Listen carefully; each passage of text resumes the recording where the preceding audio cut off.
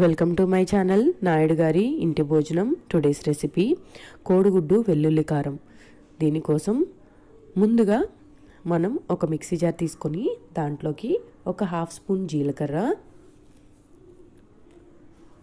అందాజాగా ఒక table spoon కారం, ఇది ఘాటుగా ఉంటుందండి, నేను ఒక టేబుల్ స్పూన్ వరకు వేసుకున్నాను.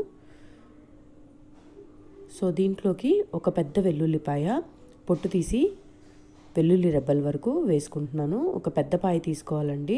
5 ఎగ్స్ తీసుకున్నాను నేను ఇక్కడ. 5 ఎగ్స్కి ఒక టేబుల్ స్పూన్ కారం వేసుకున్నాను.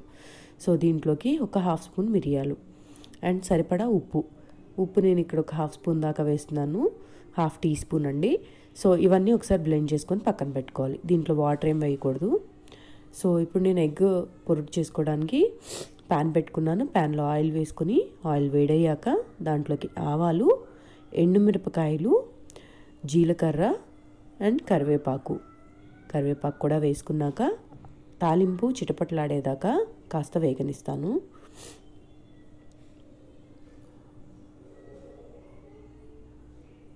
ఎగ్లో కొన్ని సార్లు కరివేపాకు భలే మంచి టేస్ట్ ఇస్తుందండి. సో వేసుకోవడానికి బాగుంటుంది. లైక్ పులుసులో అయితే ఇంకా చాలా మంచి ఫ్లేవర్ వస్తుంది. సో ఇక్కడ నేను ఎగ్స్ని డైరెక్ట్గా అలా కొట్టేసి వేసుకుంటున్నాను. సో దీన్ని బీట్ చేయట్లేదండి. ఇక్కడ నేను 5 ఎగ్స్ని అట్లా విడివిడిగా పేర్చినట్టుగా ప్యాన్లో వేసుకుంటున్నాను. సో ఇక్కడ నా కోసం మా హస్బెండ్ కూడా హెల్ప్ చేశారు. సో ఇక్కడ చూసారు కదా, అలా విడివిడిగా 5 ఎగ్స్ వేసుకోవాలండి. వేసుకొని సిమ్లో పెట్టుకొని ఫ్రై చేసుకోవాలి. సో దీన్ని కదపకుండా అలాగే ఉంచుకొని మూత పెట్టేసుకొని సిమ్లో పెట్టి ఎగ్ ఎల్లో కూడా కుక్ అయిపోయేంత వరకు కుక్ చేసుకోవాలి. సో దీనికి ఒక 5 మినిట్స్ వరకు పడుతుంది. బాగా సిమ్లో పెట్టుకోవాలండి. సిమ్లో పెట్టుకుంటేనే ఇది మనం బాయిల్డ్ ఎగ్ చేసుకున్నట్టుగా కుక్ అవుతుంది. లైక్ హాఫ్ బాయిల్డ్ చేస్తాం చూసారా, అలా కుక్ అవుతుంది. సో చూసారు కదా, కుక్ అయిపోయింది. ఇంకెక్కడైనా కుక్ అవ్వకపోతే ఇప్పుడు మనం స్క్రాంబుల్ చేసుకున్నాక కుక్ అవుతుందండి. సో దీన్ని పెద్ద పెద్ద ముక్కలుగా స్క్రాంబుల్ చేసుకోవాలి, అంతేకాని చిన్నగా కాదండి. స్క్రాంబుల్ చేసుకుని కొంచెం సేపు వేపుతాను మళ్ళీ, ఎందుకంటే ఎక్కడన్నా కుక్ అవ్వకపోతే కుక్ అయిపోతుంది. మళ్ళీ మీరు ఒక్కసారి కారం వేసిన తర్వాత అంతా పిచ్చి పిచ్చిగా అయిపోతుందండి. సో ఇక్కడే నేను ఒక 2 నిమిషాలు వేపుతాను. ఇలా పెద్ద ముక్కలుగా చేసుకోవాలి.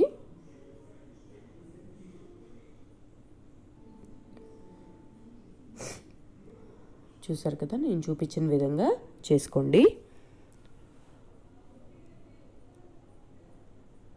దీన్ని ఒక్క 2 మినిట్స్ వేపుకుంటాను.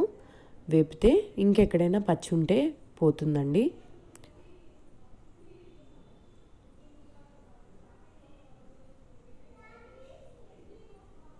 చూసారు కదా, ఇది వేగిపోయింది.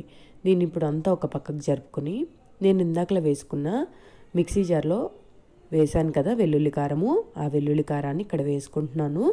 సో ఇక్కడ వెల్లుల్లి కారం కొంచెం ఆయిల్లో వేగాలండి.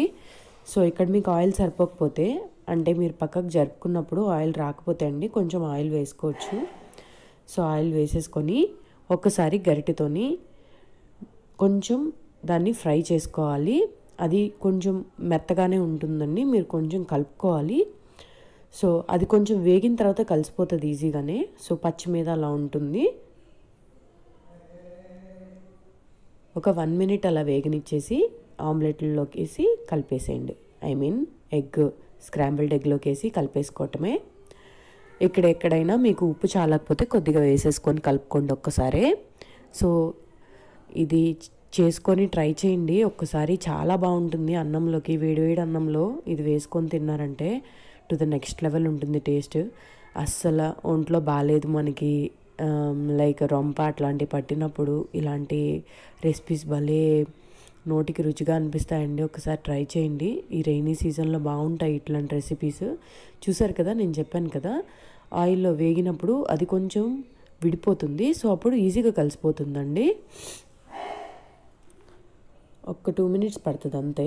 సో అది వేగిపోయిన తర్వాత కలిపేసుకోవటమే. సో ఇలా ముందుకి వెనక్కి కలుపుకోండి, ఈవెన్గా కలుస్తుంది అప్పుడు.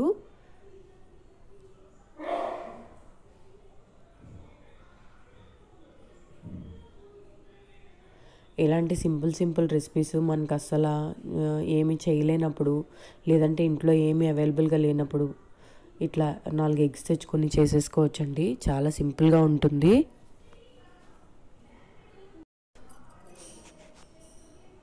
ఒక 2 మినిట్స్ వేగనిస్తే సరిపోతుందండి. ఇంకంతే, కోడిగుడ్డు వెల్లుల్లి కారం రెడీ అయిపోయింది. చాలా టేస్టీగా ఉంటుంది, కొంచెం ఘాటుగా కూడా ఉంటుంది.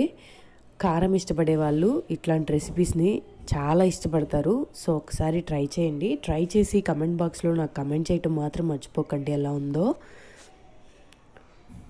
సో ఇది రైస్లోకి చక్కగా వేడి వేడి అన్నం పెట్టుకుని ఇది కలుపుకొని ఒక్క ముద్ద తిన్నారంటే చాలా బాగుంటుంది. సో ఇక్కడ నాకు కొంచెం ఉప్పు తగ్గినట్టు అనిపించి నేను కొంచెం ఉప్పు యాడ్ చేసుకున్నాను లాస్ట్లో. మీరు కూడా ఒకసారి టేస్ట్ చెక్ చేసుకొని ఉప్పు పడితే వేసుకోవచ్చు.